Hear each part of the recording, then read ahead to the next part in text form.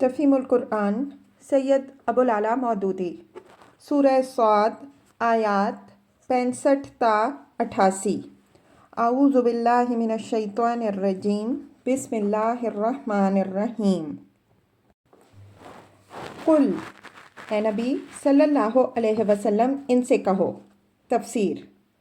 अब कलाम का रुख फिर उसी मजमून की तरफ फिर रहा है जिससे तकरीर का आगाज़ हुआ था।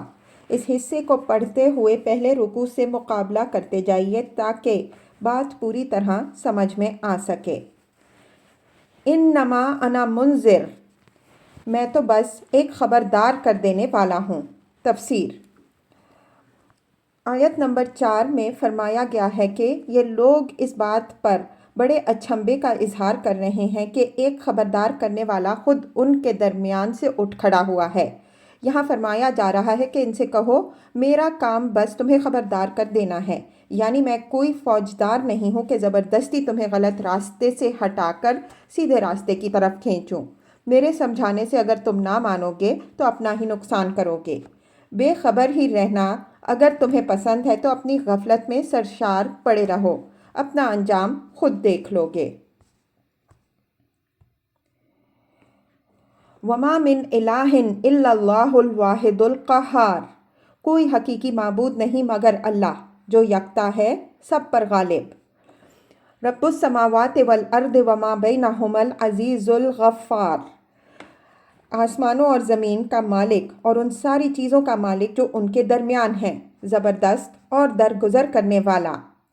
कुल हुआ नबाउन अज़ीम, इनसे कहो ये बड़ी खबर है। अंतुम अनहु मुअरिदून, जिससे तुम मुंह फेरते हो। तफसीर। ये जवाब है कुफ़ार की उस बात का जो आयत नंबर 5 में गुजरी है कि क्या इस शख्स ने सारे खुदाओं की जगह बस एक ही खुदा बना डाला है। ये तो बड़ी अजीब बात है। इस पर फरमाया जा रहा है कि तुम चाहे कितनी ही नाक भून चढ़ाओ, मगर ये है एक हकीकत जिसकी खबर तुम्हें मैं दे रहा हूँ, और तुम्हारे नाक भून चढ़ाने से ये हकीकत बदल नहीं सकती। इस जवाब में सिर्फ बयान हकीकत ही नहीं बल्कि इसके हकीकत होने की दलील भी उसी में मौजूद है। मुशरिकीन कहते हैं कि माबूद बहुत से हैं जिनमें से एक अल्लाह भी है। तुम उन सारे माबूदों को ख़त्म करके बस एक माबूद कैसे बना डाल सकते हो। इसके जवाब में फरमाया गया कि माबूद हकीकी सिर्फ एक ही है क्योंकि वो सब पर गालिब है, ज़मीनों आसमान का मालिक है और कायनात की हर चीज़ उसकी मिल्क है। उसके माँ सिवा कायनात में जिन हस्तियों को तुमने माबूद बना रखा है, इनमें से कोई हस्ती भी ऐसी नहीं है जो उससे मगलूब और उसकी ममलूक ना हो। ये मगलूब और ममलूक हस्तियाँ उस गालिब और मालिक के साथ खुदाई में शरीक कैसे हो सकती हैं, और आखिर किस हक की बिना पर इन्हें माबूद करार दिया जा सकता है। मा काना लिया मिन इल्मिन बिल मलाइल आला इज़ यख्तसिमून, इनसे कहो मुझे उस वक्त की कोई खबर ना थी जब मलाए आला में झगड़ा हो रहा था। इन यूहा इलैया इल्ला अन्नमा अना नज़ीरुम मुबीन, मुझको तो वही के ज़रिए से ये बातें सिर्फ इसलिए बताई जा रही हैं कि मैं खुला खुला खबरदार कर देने वाला हूँ। इज़ क़ाला रब्बुका लिल मलाइका, जब तेरे रब ने फरिश्तों से कहा। तफसीर। ये उस झगड़े की तफसील है जिसकी तरफ ऊपर की आयत में इशारा किया गया, और झगड़े से मुराद शैतान का खुदा से झगड़ा है, जैसा कि आगे का बयान से जाहिर हो रहा है। इस सिलसिले में ये बात मलहूज़ खातिर रहनी चाहिए कि मलाए आला से मुराद फरिश्ता हैं और अल्लाह ताला से शैतान का मुकालमा दू बदू नहीं बल्कि किसी फरिश्ते ही के तवस्सुत से हुआ है। इसलिए किसी को ये गलत फहमी ना होनी चाहिए कि अल्लाह ताला भी मलाए आला में शामिल था। जो किस्सा यहाँ बयान किया जा रहा है वो इससे पहले हस्बे झेल मकामात पर गुजर चुका है। तफ़हीमुल कुरान जिल्द अव्वल अल बकरा हवाशी 65 ता 53, जिल्द दोम सूरह आराफ हवाशी 10 ता 15, सूरह हिजर हवाशी 17 ता 19, सूरह बनी इसराइल हवाशी 71 ता 82, जिल्द सोम सूरह कहफ हवाशी 46 ता 48, सूरह तहा हवाशी 92 تا 106۔ انی خالقم بشرم من طین، میں مٹی سے ایک بشر بنانے والا ہوں۔ تفسیر۔ بشر کے لغوی معنی ہیں جس میں کثیف، جس کی ظاہری سطح کسی دوسری چیز سے ڈھکی ہوئی ہو۔ انسان کی تخلیق کے بعد تو یہ لفظ انسان ہی کے لیے استعمال ہونے لگا، لیکن تخلیق سے پہلے اس کا ذکر لفظ بشر سے کرنے اور اس کو مٹی سے بنانے کا صرف یہ مطلب ہے کہ میں مٹی کا ایک پتلا بنانے والا ہوں جو بالوں پر سے عاری ہوگا، یعنی جس کی جلد دوسرے حیوانات کی طرح اون یا صوف یا بالوں اور پروں سے ڈھکی ہوئی نہ ہوگی۔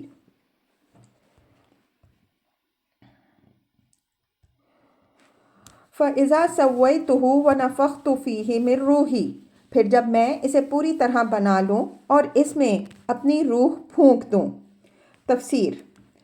تشریح کے لیے ملاحظہ ہو، تفہیم القرآن جلد دوم سورہ الحجر حواشی 17 تا 19، جلد چہارم سورہ السجدہ حاشیہ 16۔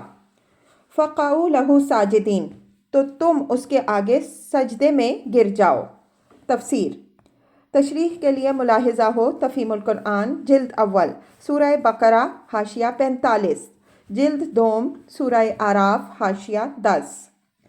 فَسَجَدَ الْمَلَائِكَةُ كُلُّهُمْ أَجْمَعُونَ، اس کے حکم کے مطابق فرشتے سب کے سب سجدے میں گر گئے، الا ابلیس، مگر ابلیس، استکبر وکان من الکافرین، اپنی بڑائی کا گھمنڈ، اس نے اپنی بڑائی کا گھمنڈ کیا اور وہ کافروں میں سے ہو گیا۔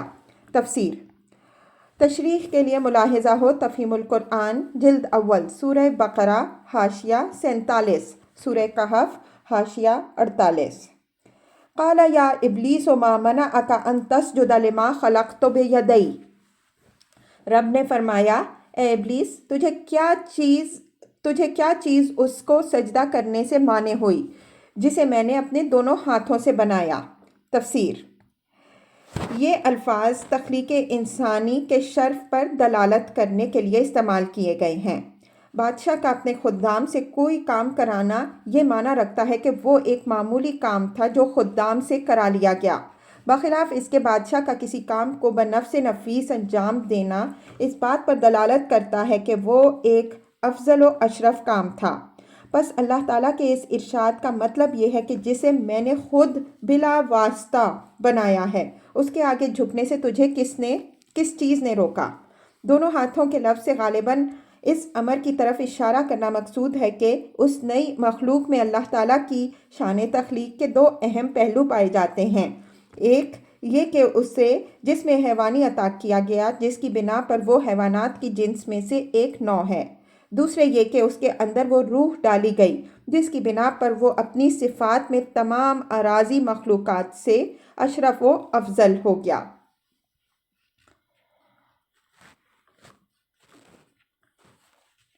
استکبرت ام کنت من العالین، تو بڑا بن رہا ہے یا تو ہے ہی کچھ اونچے درجے کی ہستیوں میں سے؟ قال انا خیر منہ، اس نے جواب دیا میں اس سے بہتر ہوں۔ خلقتنی من نار وخلقتہ من طین، آپ نے مجھ کو آگ سے پیدا کیا اور اس کو مٹی سے۔ قال، فرمایا، فاخرج منہا، اچھا تو یہاں سے نکل جا۔ تفسیر۔ یعنی اس مقام سے جہاں آدم علیہ السلام کی تخلیق ہوئی اور جہاں آدم علیہ السلام کے آگے فرشتوں کو سجدہ کرنے کا حکم ہوا اور جہاں ابلیس نے اللہ تعالیٰ کی نافرمانی کا ارتکاب کیا۔ فَإِنَّكَ رَجِيمٌ، تو مردود ہے۔ تفسیر۔ اصل میں لفظ رجیم استعمال ہوا ہے جس کے لغوی معنی ہیں پھینکا ہوا یا مارا ہوا، اور محاورے میں یہ لفظ اس شخص کے لیے استعمال کیا جاتا ہے جسے مقام عزت سے گرا دیا گیا ہو اور ذلیل و خوار کر کے رکھ دیا گیا ہو۔ سورہ اعراف میں یہی مضمون ان الفاظ میں ادا کیا گیا ہے۔ فَاخْرُجْ إِنَّكَ مِنَ الصَّاغِرِينَ، پس تو نکل جا، تو ذلیل ہستیوں میں سے ہے۔ وَإِنَّ عَلَيْكَ لَعْنَتِي إِلَى يَوْمِ الدِّينِ، اور تیرے اوپر یوم جزا تک میری لعنت ہے۔ تفسیر۔ اس کا مطلب یہ نہیں ہے کہ یوم جزا کے بعد اس پر لعنت نہ ہوگی، بلکہ اس کا مطلب یہ ہے کہ یوم جزا تک تو وہ اس نافرمانی کی پاداش میں مبتلا لعنت رہے گا اور یوم جزا کے بعد وہ اپنے ان کرتوتوں کی سزا بھگتے گا جو تخلیق آدم علیہ السلام کے وقت سے لے کر قیامت تک اس سے سرزد ہوں گی۔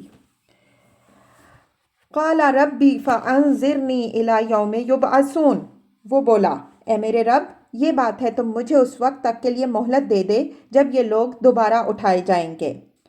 قال فإنک من المنظرین، فرمایا اچھا تجھے اس روز تک کی مہلت ہے، الی یوم الوقت المعلوم، جس کا وقت مجھے معلوم ہے۔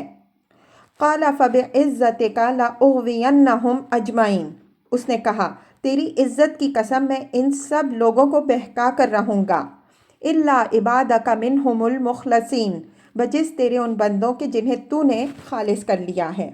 تفسیر، اس کا یہ مطلب نہیں ہے کہ میں تیرے چیدہ بندوں کو بہکاؤں گا نہیں، بلکہ اس کا مطلب یہ ہے کہ تیرے چیدہ بندوں پر میرا بس نہ چلے گا۔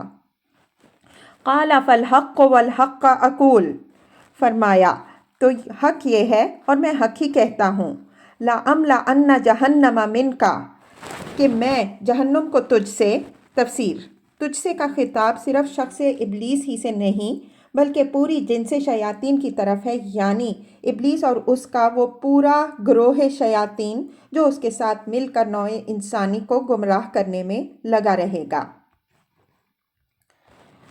وَمِمَّن تَبِعَكَ مِنْهُمْ أَجْمَعِينَ، اور ان سب لوگوں سے بھر دوں گا جو ان انسانوں میں سے تیری پیروی کریں گے۔ تفسیر، یہ پورا قصہ سرداران قریش کے اس قول کے جواب میں سنایا گیا ہے کہ اَأُنزِلَ عَلَيْهِ الذِّكْرُ مِن بَيْنِنَا، کیا ہمارے درمیان بس یہی ایک شخص رہ گیا ہے جس پر ذکر نازل کیا گیا؟ اس کا ایک جواب تو وہ تھا جو آیات نمبر 9 اور 10 میں دیا گیا تھا کہ کیا خدا کی رحمت کے خزانوں کے تم مالک ہو اور کیا آسمان و زمین کی بادشاہی تمہاری ہے اور یہ فیصلہ کرنا تمہارا کام ہے کہ خدا کا نبی کسے بنایا جائے اور کسے نہ بنایا جائے۔ دوسرا جواب یہ ہے، اور اس میں سرداران قریش کو بتایا گیا ہے کہ محمد صلی اللہ علیہ وسلم کے مقابلے میں تمہارا حسد اور اپنی بڑائی کا گھمنڈ آدم علیہ السلام کے مقابلے میں ابلیس کے حسد اور گھمنڈ سے ملتا جلتا ہے۔ ابلیس نے بھی اللہ تعالیٰ کے اس حق کو ماننے سے انکار کیا تھا کہ جسے وہ چاہے اپنا خلیفہ بنائے، اور تم بھی اس کے اس حق کو تسلیم کرنے سے انکار کر رہے ہو کہ جسے وہ چاہے اپنا رسول بنائے۔ اس نے آدم علیہ السلام کے آگے جھکنے کا حکم نہ مانا اور تم محمد صلی اللہ علیہ وسلم کے اتباع کا حکم نہیں مان رہے ہو۔ اس کے ساتھ تمہاری یہ مشابہت بس اس حد پر ختم نہ ہو جائے گی بلکہ تمہارا انجام بھی پھر وہی ہوگا جو اس کے لیے مقدر ہو چکا ہے، یعنی دنیا میں خدا کی لعنت اور آخرت میں جہنم کی آگ۔ اس کے ساتھ اس قصے کے ضمن میں 2 باتیں اور بھی سمجھائی گئی ہیں۔ ایک یہ کہ جو انسان بھی اس دنیا میں اللہ تعالیٰ کی نافرمانی کر رہا ہے وہ دراصل اپنے اس ازلی دشمن ابلیس کے پھندے میں پھنس رہا ہے جس نے آغاز آفرینش سے نوع انسانی کو اغوا کرنے کا تہیا کر رکھا ہے۔ دوسرے یہ کہ وہ بندہ اللہ تعالیٰ کی نگاہ میں انتہائی مبغوض ہے جو تکبر کی بنا پر اس کی نافرمانی کرے اور پھر اپنی اس نافرمانی کی روش پر اصرار کیے چلے جائے۔ ایسے بندے کے لیے اللہ تعالیٰ کے ہاں کوئی معافی نہیں ہے۔ قل، اے نبی صلی اللہ علیہ وسلم، ان سے کہہ دو، ما اسألکم علیہ من اجر، کہ میں اس تبلیغ پر تم سے کوئی اجر نہیں مانگتا۔ تفسیر، یعنی میں ایک بے غرض آدمی ہوں، اپنی کسی ذاتی مفاد کے لیے یہ تبلیغ نہیں کر رہا۔ وما انا من المتکلفین، اور نہ میں بناوٹی لوگوں میں سے ہوں۔ تفسیر، یعنی میں ان لوگوں میں سے نہیں ہوں جو اپنی بڑائی قائم کرنے کے لیے جھوٹے دعوے لے کر اٹھ کھڑے ہوتے ہیں اور وہ کچھ بن بیٹھتے ہیں جو فی الواقع وہ نہیں ہوتے۔ یہ بات نبی صلی اللہ علیہ وسلم کی زبان سے محض کفار مکہ کی اطلاع کے لیے نہیں کہلوائی گئی ہے بلکہ اس کے پیچھے حضور صلی اللہ علیہ وسلم کی وہ پوری زندگی شہادت کے طور پر موجود ہے جو نبوت سے پہلے انہی کفار کے درمیان 40 برس تک گزر چکی تھی۔ مکے کا بچہ بچہ یہ جانتا تھا کہ محمد صلی اللہ علیہ وسلم ایک بناوٹی آدمی نہیں ہیں۔ پوری قوم میں کسی شخص نے بھی کبھی ان کی زبان سے کوئی ایسی بات نہ سنی تھی جس سے یہ شبہ کرنے کی گنجائش ہو کہ وہ کچھ بننا چاہتے ہیں اور اپنے آپ کو نمایاں کرنے کی فکر میں لگے ہوئے ہیں۔ ان ہوا الا ذکر للعالمین، یہ تو ایک نصیحت ہے تمام جہان والوں کے لیے۔ وَلَتَعْلَمُنَّ نَبَأَهُ بَعْدَ حِینٍ، اور تھوڑی ہی مدت گزرے گی کہ تمہیں اس کا حال خود معلوم ہو جائے گا۔ تفسیر، یعنی یہ جو تم میں سے زندہ رہیں گے وہ چند سال کے اندر اپنی آنکھوں سے دیکھ لیں گے کہ جو بات میں کہہ رہا ہوں وہ پوری ہو کر رہی، اور جو مر جائیں گے ان کو موت کے دروازے سے گزرتے ہی پتہ چل جائے گا کہ حقیقت وہی ہے جو میں بیان کر رہا ہوں۔